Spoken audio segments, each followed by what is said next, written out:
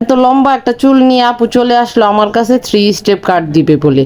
চুলটা মাসাল্লাহ অনেক লম্বা ছিল, কিন্তু সে কাটবে, তার ছোট বাচ্চা চুল সামাল দিতে পারতেছে না। আধা ঘন্টা বোঝানোর পরও তাকে আমি কোনোভাবে মানাইতে পারলাম না। আপুর কথা, আমার চুলের গ্রোথ অনেক ভালো আপু, যতই কেটে দেন না কেন খুব দ্রুত চুল লম্বা হয়ে যায়। তাই এখন বাচ্চা যেহেতু ছোট, আমি চুল লম্বা করতে চাইতেছি না, রাখতেও চাইতেছি না। আপনি যতটুকু পারেন ছোট করে কেটে দেন। আমার অনেক কাস্টমারদেরকে কথা বলে যে আপু তোমার হাতে চুল কাটলে চুল খুব দ্রুত লম্বা হয়। আমি জানি না এটা কেমন, তারপরও আমি কারো চুল কাটতে গেলে আমার খুব মায়া হয়, আমি সহজে কাটতে পারি না, সবসময় চেষ্টা করি লম্বা করে রেখে দেওয়ার জন্য। আর অনেকে আমাকে কমেন্ট করেন যে আপু এত লম্বা লম্বা চুল কেন কেটে ফেলেন। আসলে আমার নিজের ইচ্ছে কখনো আমি চুল কাটি না, আমি কাস্টমারদের পছন্দ মতো চুল কাটি।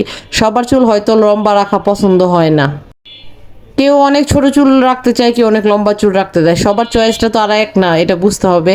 তাই এরকম নেগেটিভ কমেন্ট আর করবেন না, সবসময় পজিটিভ চিন্তা করবেন, নেগেটিভ চিন্তা করবেন না।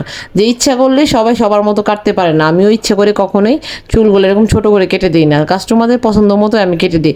আধা ঘন্টা বোঝানোর পরও যখন আপু বুঝলো না তার চুলগুলো কাটতেই হবে, সেটা কি আপনারা ভিডিও দেখলে বুঝবেন? বুঝবেন না। তার সাথে তো কথা বলছি আমি বুঝবো।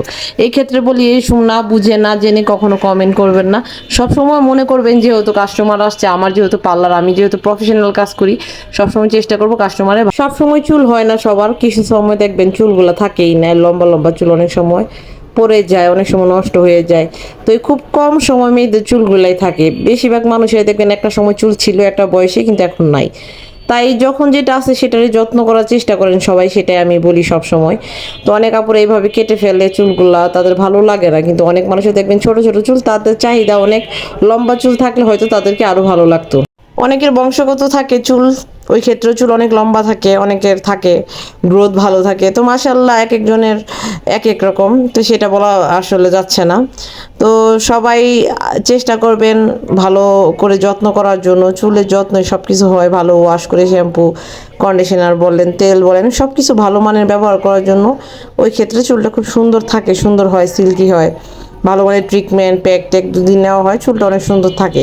অনেকে চুলে সিল্কি শাইনিংটা থাকে, ড্যামেজ হয়ে যায় না। তো দেখা যায় এরকম যত্ন খুব কম মানুষই নিতে পারে। যেমন কি এই আপুটার বাচ্চা একদম ছোট, সে যত্ন নিতে পারে না। ওই ক্ষেত্রে কি করবে, তার তো চুল কেটেই ফেলতে হবে। তো এরকম ছোট করে ফেলতেছে। এত ছোট বাচ্চা নিয়ে চুল সামাল দিতে আসলেও একটু কষ্টই হয়ে যায়। এটা সবার ক্ষেত্রে না হলে কিছু কিছু মানুষ এটা বুঝে ফিল করে। তাই আপুর উদ্দেশ্যে আর কিছুই বলার নাই, যেহেতু আপু আমার কাছে আসছে একটা আশা করে, তার চুলটা আমি ওইভাবে কেটে দিলাম। তার চুল দেখা দেখি, তার চুল কাটার পরে দেখা দেখি আরও 3 থেকে 4 জন এসে আমার কাছে চুল কেটে গেছে। তাদের কাছে নাকি আমার চুল কাটাটা খুবই ভালো লাগছে। তো এরকম ভালো ভালো রিভিউ যখন পাই আসলে মনটা অনেক ভরে যায়, ভালো লাগে। সব সময় তো সব কাজের রিভিউ ভালো চাই, এরকমই চাই।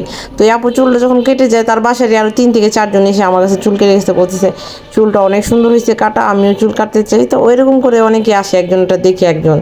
তো আমার কাছে অনেক ভালো লাগলো সে আপুর ভালো ভালো রিভিউগুলা। তার দেখা দেখি আরও 2টা কাস্টমার পাইলাম আমি, আলহামদুলিল্লাহ। তো এইটাই আর কি বলবো, ব্যবসার ক্ষেত্রে এমন একজনের দ্বারাই আরেকজন আসে, এক কাস্টমারের ভালোটা দেখে আরেকজন আসে। ব্যবসাটা মানে এইভাবে, একজনের দিয়ে আরেকজন আসবে। তো এই আপুর চুল কাটা শেষ, ফাইনাল রেজাল্ট দেখেন কেমন হয়েছে।